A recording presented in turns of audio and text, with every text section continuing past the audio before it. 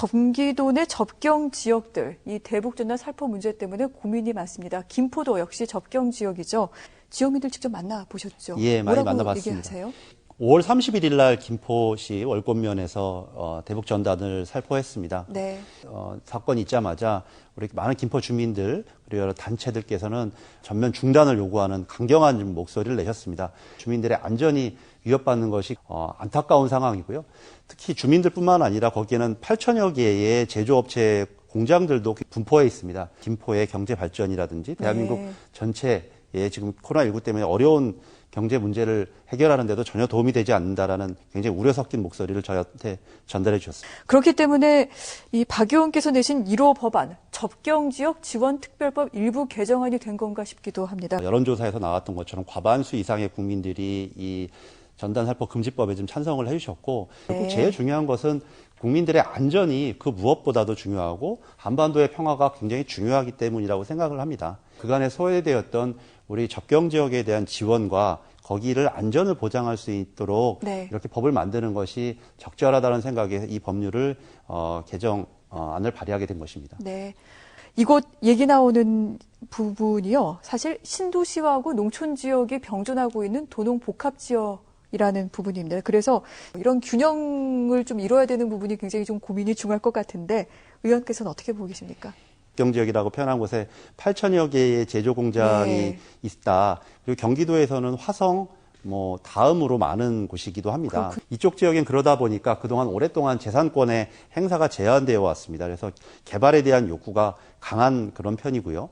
우리 신도시 지역에는 젊은 새로운 세대가 입주해 있습니다. 이분들은 새로운 컨텐츠라든지 여러 여가 이런 부분에 대한 갈증을 많이 느끼고 계세요. 그래서 이 두 부분을 전 좋아할 수도 있다고 생각이 들거든요. 개발에 대한 욕구가 있고 이쪽에서는 컨텐츠를 통해서 새로운 도시 문화를 만들고자 하는 그런 기대가 있기 때문에 예를 들어서 키즈밸리라든지 이런 반려동물 클러스터라든지 이런 것들을 우리가 한번 충분히 발전 전략으로서 고민하게 된다면 서로 상생할 수 있는 그러한 도시 문화를 만들 수도 있겠다. 그렇게 저는 기대를 하고 있고요. 많이 주민 여러분들께서도 호응해 주셨습니다. 그렇군요.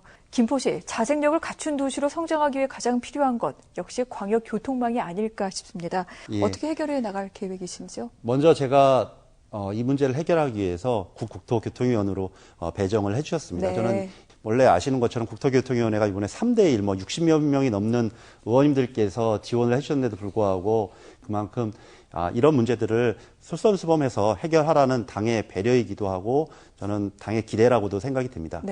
이미 2월 달에 경기도와 김포시, 부천시, 하남시 등 GTX-D의 예상 노선이라고 할 수 있는 지자체장들이 이재명 지사와 함께 상생 협약서를 만들어서 그 관련 용역을 발주한 바가 있습니다.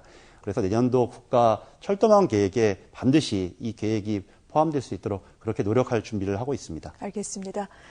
어린이 안전이 무엇보다 중요하다. 여기에 신경 써야 된다. 이런 주장을 내세우셨어요. 제가 선거구로 있는 김포 을 지역은 평균 연령이 35세입니다. 바로 김포가 청년 도시고 거기에 많은 아이들이 있습니다. 이 아이들의 안전하게 교육받고 성장할 수 있는 환경을 만드는 것이 저는 대한민국의 미래라고 생각이 들고요. 안타깝게도 도시가 성장하는 거에 비해서 학교가 부족하다 보니까 아이들이 통학거리가 일부 좀 멀리 나가는 경우도 있었습니다. 그래서 이 부분을 안전 문제를 해결하기 위해서 통학안전법을 지금 성안 준비 중에 있습니다.